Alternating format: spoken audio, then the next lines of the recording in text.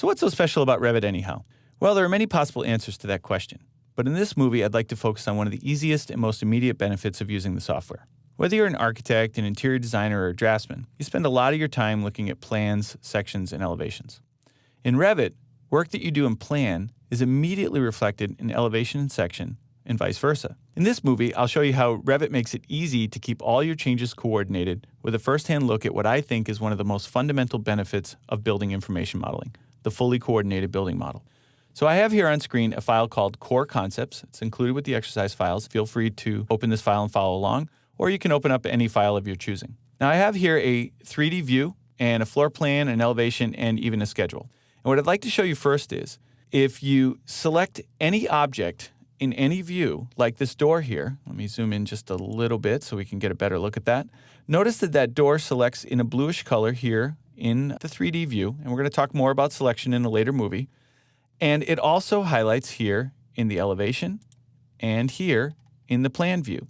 So it doesn't matter which view I selected in. If it's selected in all views. Now that carries through to modifications as well.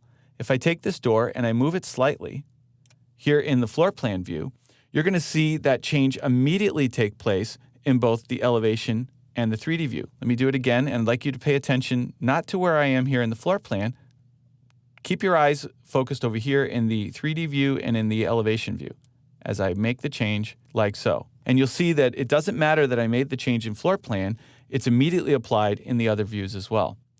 Now, we're not limited to just working in graphical views when we do this. A really interesting and powerful feature of working in software like Revit is that schedules are actually live views as well.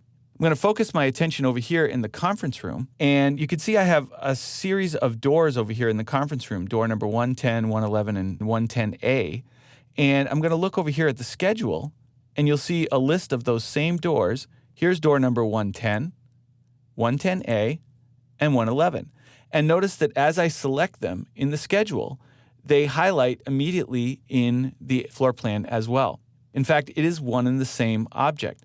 This is door number 110 listed in tabular format as a list in a schedule. This is door number 110 shown graphically in a floor plan. If I decided I wanted to make a change to that door, for example, perhaps I wanted it to be another type of door, maybe a different size, I could open up the list here and drop it down to a smaller size, and you'll see it gets slightly smaller there in the floor plan, and the sizes update here in schedule as well. Now maybe I want something a little more dramatic.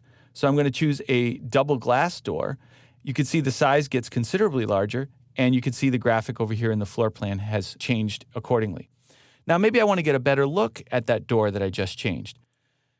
I can do that by creating a new view to take a look directly at that door. And I'm going to do that with one of my favorite views in Revit, a section view.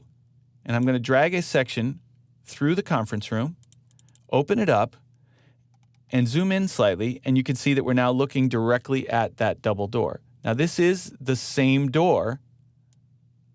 You can see that if I highlight it here, it's highlighted there.